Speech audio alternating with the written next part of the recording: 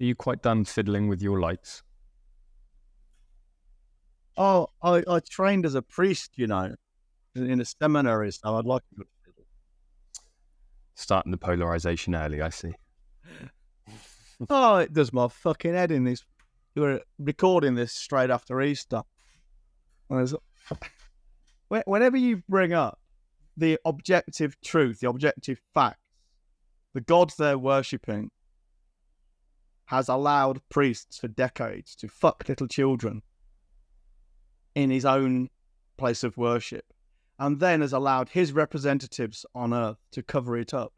And these very same people who worship this God also take their moral direction from these people who are covering up child abuse. When you point this out to them, they get really pissed off. I don't know how anyone can continue to go to church and worship God knowing this. I just don't. Then again, I've been atheist since I was born, so. Anyway. So you're quite scared of controversy, isn't it? It is. I'm a people pleaser. You know that. Deep down. I've been a people pleaser all my fucking life. Well, you're also a little bit weird because you write reports on people that have no idea who you are. Leaving covered in coffee. This is true. For me. Well, you should not be flying over from fucking Bali and taking things off my desk. Now my bin. I was rifling through your drawers, actually. Through your drawers. I won't reveal what I found in these drawers, but they aren't half as engagement ring, maybe? No, you can fuck right off. See, for the watchers and possibly the listeners, well, for the listeners certainly, Connor's wearing a baseball cap, and there's a reason for that, because on the top of his head, he's now got a massive thumbprint, which he invited upon himself one day last week when he asked his beautiful, beautiful girlfriend, now fiance, Tamsin, to marry him. And she rather foolish. I mean, I always thought she was quite a clever girl, to be fair, because she's got a degree, she's now doing a master's and all that. She works in the business. I thought she was quite intelligent, but clearly she's not, because she said fucking yes. Well, she knows where her bread is buttered. Yeah.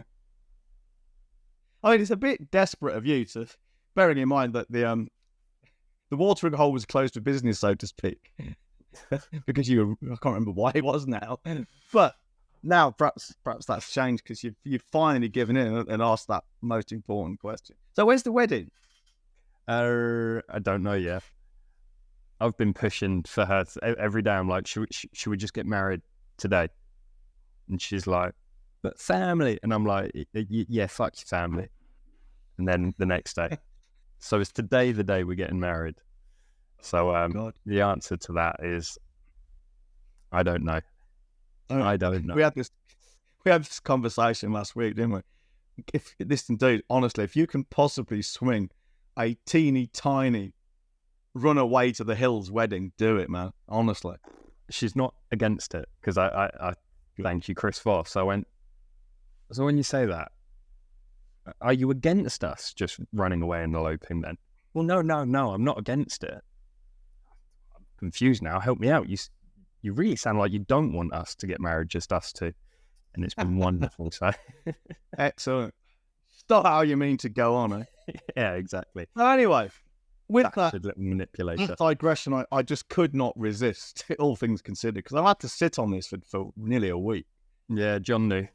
The renegades. I suppose that there'll be probably two sections of people listening to this. We've got the usual renegades that love us, adore us, and there'll be probably, oh, that's lovely, Connor.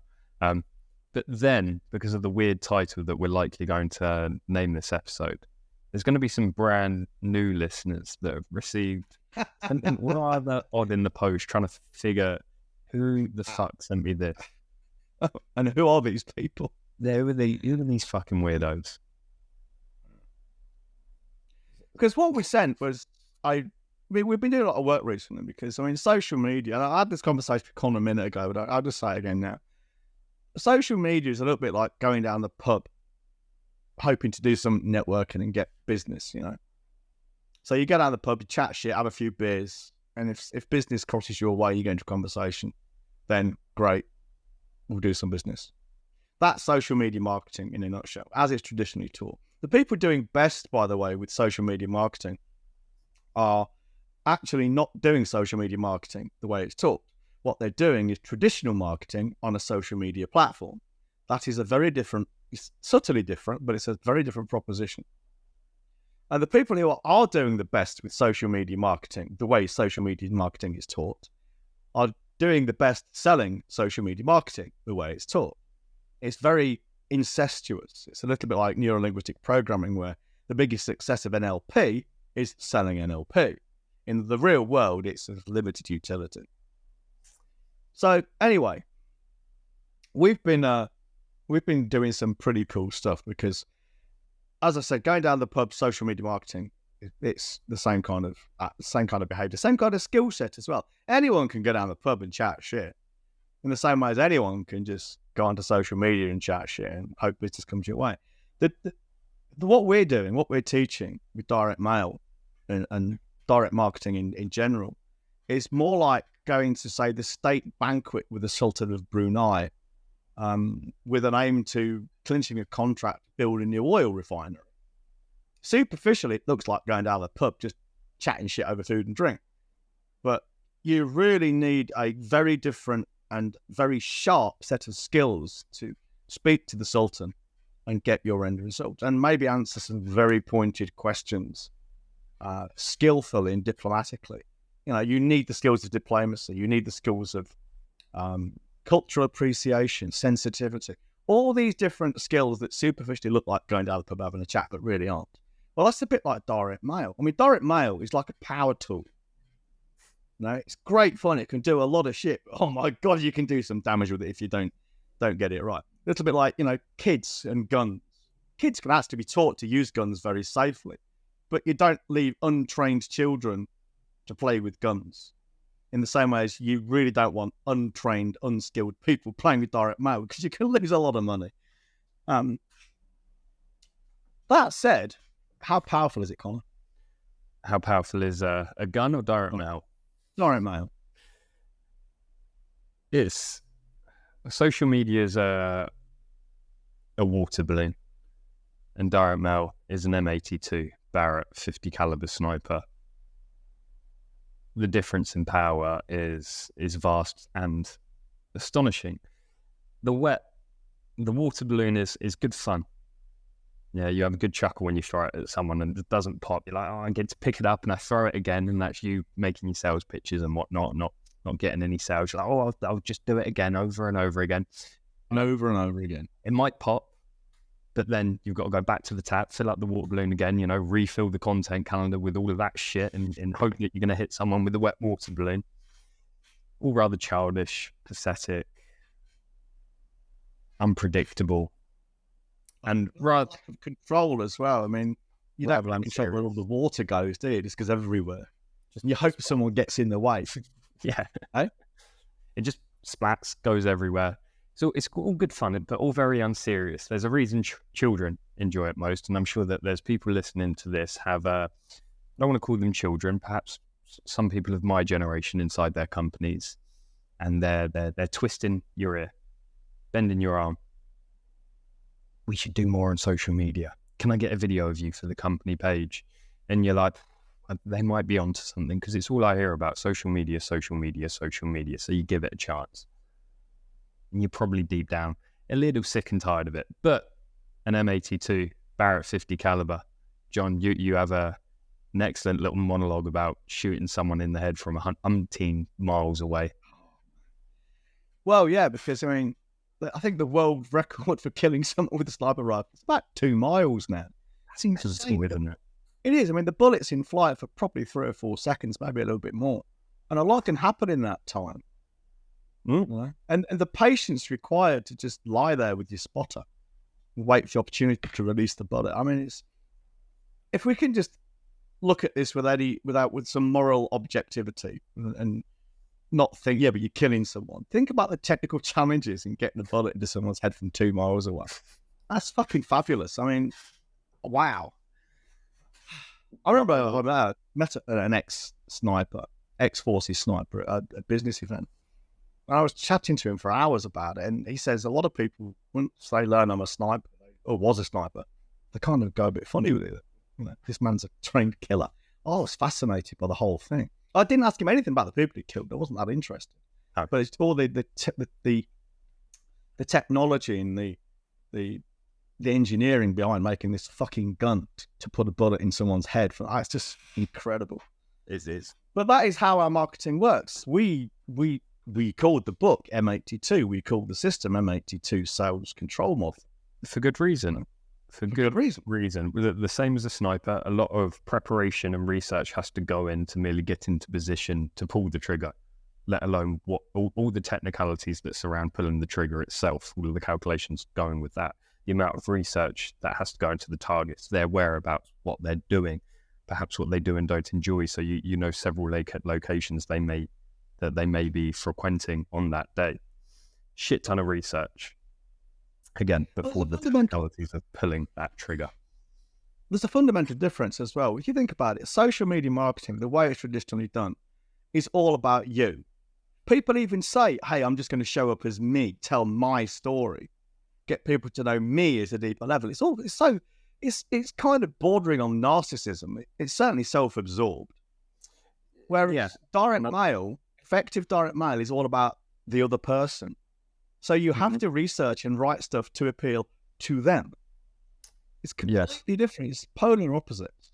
I'd like to think those that are listening to this, that may be listening to this, that have received something in the post, share a lot of the same feelings we do around social media, how self-indulgent it can feel, how the thought of creating a content calendar with themed days can make you sick to your teeth. Yeah.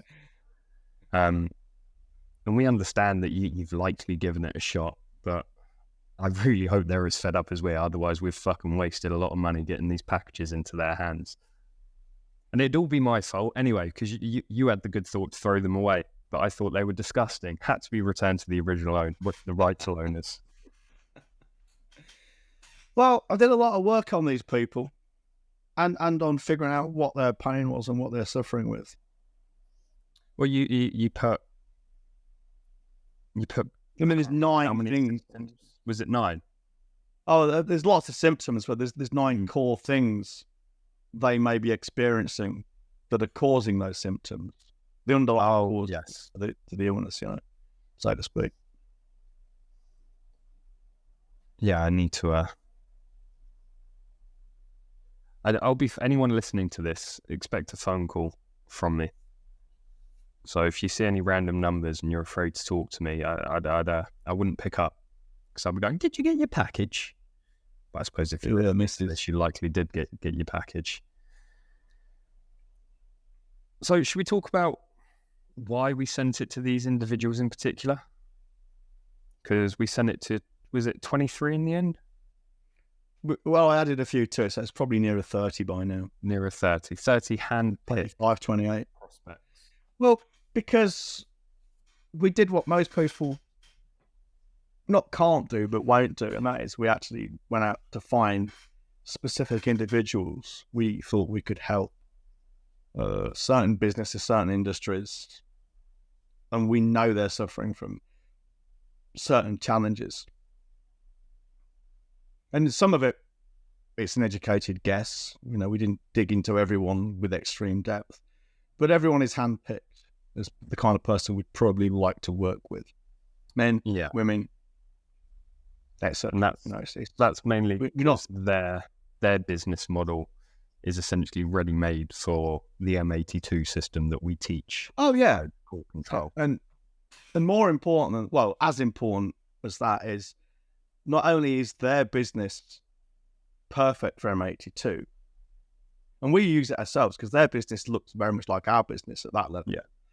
But equally, we've chosen people whose clients, for the most part, are also like our business and their business. So anything we teach them, they can pass on. Not everybody, because there are some people who are a good fit who are in businesses where they wouldn't want to teach what we do, because it wouldn't be relevant. Well, and also, there's one guy, he cleans industrial cleaning of the exteriors of buildings. Nothing we teach him is really any use for cleaning buildings. But that's a small percentage. Most of the people we would want as our kind of client. Their businesses look like our businesses, so because we eat our own dog food. Yeah, we do what we teach, and we teach what we do. So they can use what we teach and what we do, and they can see it works because, hello, you've come on board with us. But also their clients, they can pass on what we teach them to their clients, and they can do that. I mean, they'll probably want to change the words and things because otherwise it'll look a bit silly. Because no one's going to think we're copying them. No. But it's an added bonus. What we teach is that they're transferable skills, transferable to their own clients. Yeah, they get a double whammy. Yeah, such as, for instance, a marketing agency. We approach a marketing agency. They can use what we do. They can also use what we do to teach to their clients. Mm-hmm. So they get a 2-for-1 on the investment. And we know it works. Absolutely, we know it works. And we can prove it. We have all the data and stuff. Oh, and it's fun. It's fun. But I do have to say, it's not for the faint-hearted. Certainly not for everybody. Sending direct mail isn't cheap in the same way social media is cheap. No. So you've got to be able to hold your nerve. You've got to be disciplined in follow-up. And, these slight caveats, I'd rather bring them up now to any of these prospects that we've selected that may or may not be listening. Because we don't want to lead them on with the carrot. Well, no, I would say a genie bottle where you just make a wish and it all happens, because it's not. It's bloody hard work, isn't it, mate? It's hard work, and it's risky too, in the sense that you've got to be. I'm going to say this again up front. For anyone listening to thinking, yeah, I'll give these guys a shot. You need to be prepared to lose money on your first few mailings. Because about 2016, it was July the 3rd, I started working with a guy called Phil Agostino. So I got a little bit too chubby, and over the years, I'd got close to getting my six-pack, but hadn't quite made it. And I was 52, 53 at the time. 51, 51. So I thought I'd work with this guy. Now, the first 3 weeks were really frustrating because nothing happened. I was doing what I was told, and I didn't lose any weight or any fat or anything. And I expected this. Phil warned me, but I knew it anyway. So I've been training for 25 years. I knew how it works. You've got to get the numbers right first, and then it starts working. So the first 3 weeks, it was still frustrating. Even though I expected it and I knew why, it was still frustrating. I knew there wasn't a problem with Phil or what he was telling me to do. It was just that we didn't have the right numbers. And we couldn't get those right numbers without some trial and error. Well, it's the same with direct mail. You may hit pay dirt on your first time. Of course you might. The chances are you won't. Something will be wrong.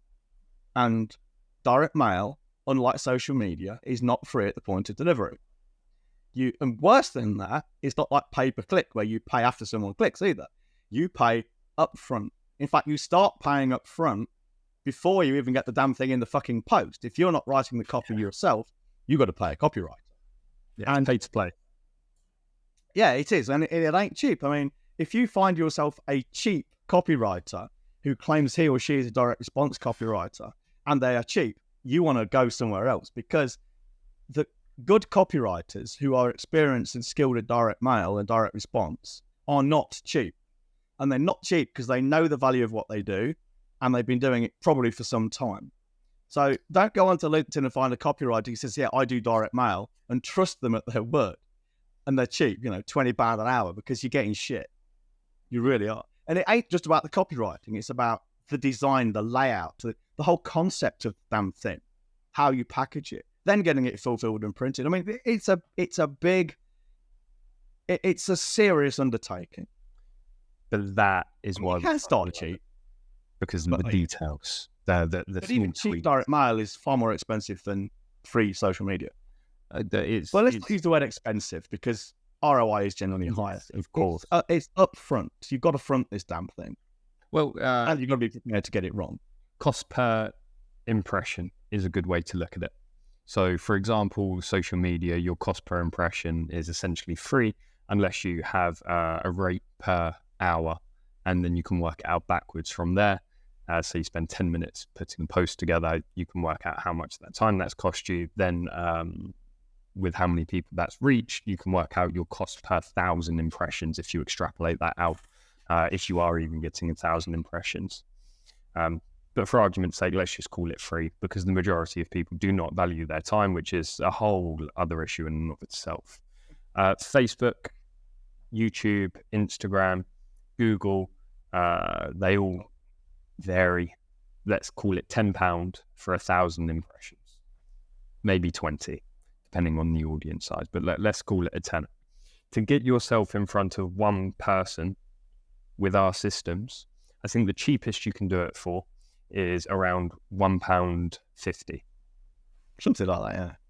So, well, perhaps a bit less if you're using a second-class stamp in an envelope and a handwritten note. Say, call it a quid. second class stamp, yeah, 75p. Envelope is 5p. Paper, about 8p. Handwritten. So yeah, let's call it a quid if you're willing to put in the work. So that's £1,000. That's your cost per impression. Cost per 1,000 impressions. 50 times as much. Yes. 50 times as much. Quick maths. And you've got to pay it up front. Yep. And shit can go wrong. And it's actual cash out of your pocket. Mm-hmm. Or on your credit card. So yeah, it's and that's actually a good thing, by the way. And anyone who's listening to this thinking, fuck, I'm not doing that. It's a good thing it's like that, because it deters chavs, peasants and commoners from doing it. One of the many reasons I got out of the agency game, and for those that are listening for the first time, my history has been running social media agencies, and the fact that, I'm here today and I'm doing this with John, despite my history being social media agencies, that side of things should tell you a whole story in and of itself. But one of the many reasons I left that insipid, disgusting, awful industry was the barrier to entry was so low in terms of clients doing it themselves and competitive businesses starting up. It was so low. And I was like, do I really want to be in a game that is that easy to take part in? No.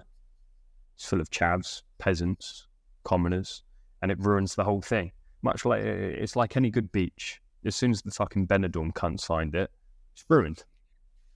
Yeah. No. So we choose to play games with a higher barrier to entry because it means fewer people are playing, and therefore the ROI, the leverage you get in return for your effort, time and money is a lot higher. And the stakes are higher too. Got to stress that one. I agree. Absolutely. The stakes. Yeah, but that's our nature, isn't it? Well, as a pair of lifetime marketers, essentially, that means our whole life is essentially one big gamble. I mean, I would say to people, if people want to start direct mail themselves, the easiest thing to do is just to send a letter written on good direct response principles, Google it, to your existing customers and past customers who've been active in the last 12 months. If you want to do anything more complicated, I strongly suggest you at least speak to me and or Connor before you do anything more complicated. Because even if we don't want to work with you and we're not a fit, we'll point you in the direction of people who are at least competent and can help you. Mm-hmm. If you try and find these people yourself, you are going to almost certainly make a mistake. Because you don't know what you don't know about this game. You just don't. And nor do they. And I would encourage anybody who isn't like, no, I'm sold. Let's have a conversation. Anyone that isn't like, fuck yes, and is a little bit hesitant, I would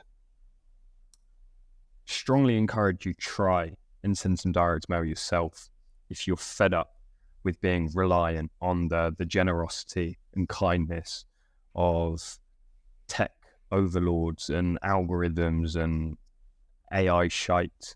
I strongly recommend you go and try the direct mail yourself, because one or two things will happen. One, you'll get a little bit of response, especially if you pick who you're going to send this mailing to. If you put some time and effort into that, or you'll fail tremendously. And that's self-serving, because then I hope you come running to mummy and daddy over here on this podcast going, please tell me where I went wrong. And we'll have Hey, which one are you? I'm daddy. Oh, yeah. Oh, I don't want to be mummy. Almost keep the eye stuck on his dick. You got the eyes for it. They're mothering eyes. Oh, we need to go, I suppose. We do. So, if you're a long-time renegade, we'll see you inside the group, the community. But if you're a first-timer that's received weird shit in the post and you're trying to figure out who the fuck we are, pull out the report we sent you and follow the instructions on the very last page. And we'll talk to you soon. Simple enough. It's so simple, even a social media marketer could do it. Well, hey, that's a good one. Why have we not said that more often? I'm sure there's a good how many social media marketers does it take to change a light bulb joke somewhere. We'll save that. I'm going to research that and I'll bring it. Yeah. There's a lot of jokes on the horizon here, aren't there? Yeah, there is. Anyway, this is the Evil Ball Genius, by the way. He owns half of the business, well-fed business, and I'm Connor Benham. I've got the other half. He's the CEO. And he's my lazy chief of marketing, head of copy, who writes these reports, 30 of them a week minimum, and puts them in the bin. What he's trying to say is, I'm the guy who has all the ideas, and he's the one who takes the credit for them. Of course, like any good CEO. And on that note, we'll see you later, alligators. Bye, honeys.